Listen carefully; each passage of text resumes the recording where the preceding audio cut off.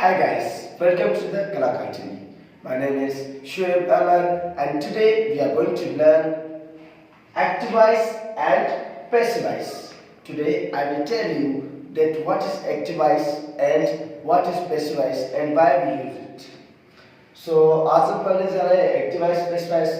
First of all I will tell you about activize यानी कि fail मारूफ.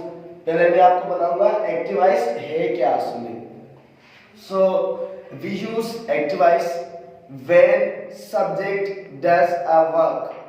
Activize हम तब यूज करते हैं जब हमारा जो फाइल यानी कि काम करने वाला होता है, कोई भी काम करता है तो हम वहाँ पे activize यूज करते हैं. So here is complete definition. When verb show its subject actually performs, the action is said to be in the activize. As I told you that it's all about doing the work. Subject is doing the work. जो हमारा file है, जो हमारा काम करने वाला है, subject वो एक काम कर रहा है, हम उसको एक्सप्लेन करने के लिए activize यूज करते हैं. And here is passivize. So let me tell you that why we use passivize. जैसा कि मैंने आपको बताया एक्टिवाइज हम तब यूज करते हैं जब हमारा सब्जेक्ट कोई काम करे, और ये है पैसिवाइज यानी कि फाइल मजमूल. So passivise we use passivise when work done on the subject. ऐसा होता है कि जब भी हम पैसिवाइज तब यूज करते हैं जब हमारा कोई भी काम सब्जेक्ट के ऊपर हो या सब्जेक्ट उसको रिसीव करे किसी और से, यानी कि सब्जेक्ट के ऊपर काम होता है. As I told you, when activize we use when subject does a work, but on the other hand, passivize we use when a work done on the subject. तो जब भी सब्जेक्ट काम करेगा तो हम वहाँ पे activize यूज करेंगे, और सब्जेक्ट पे कोई काम होगा तो हम वहाँ पे passivize यूज करेंगे. passivize की एक और डेफिनेशन है यहाँ पे. When verb shows that its subject does not perform the action. जैसा कि मैंने आपको बताया था यहाँ पे सब्जेक्ट काम नहीं करेगा पैसिवाइज पे, सब्जेक्ट काम रिसीव करेगा या सब्जेक्ट के ऊपर काम होगा. When verb show that its subject does not work the action but receives it, but वो रिसीव करता है किसी और से, it is said to be the passivize.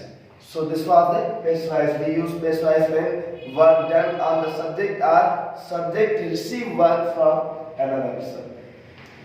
So here examples: he eats the meal. He eats the meal. वो खाना खाता है. यहाँ पे वो क्या कर रहा है? खाना खा रहा है. तो जैसा मैंने आपको बताया था, as I told you that we use activize when subject does the work. यहाँ पे सब्जेक्ट खाना खा रहा है, मतलब सब्जेक्ट काम कर रहा है, तो हम वहाँ पे क्या एक्टिवाइज यूज करते हैं. तो it is said to be the sentence of active voice. ये हमारा एक्टिवाइज का जुमला है.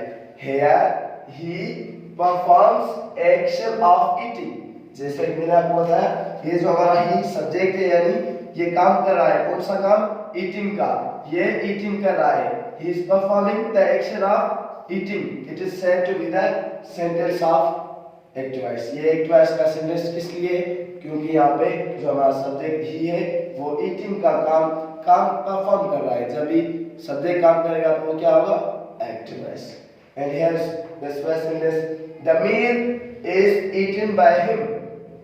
The meal is eaten by him. खाना इससे खाया गया है. यहाँ पे क्या हुआ? सब्जेक्ट पे वर्क हुआ है. यहाँ पे देखिए, it is said to be the sentence of passivize by here action of eating received by him.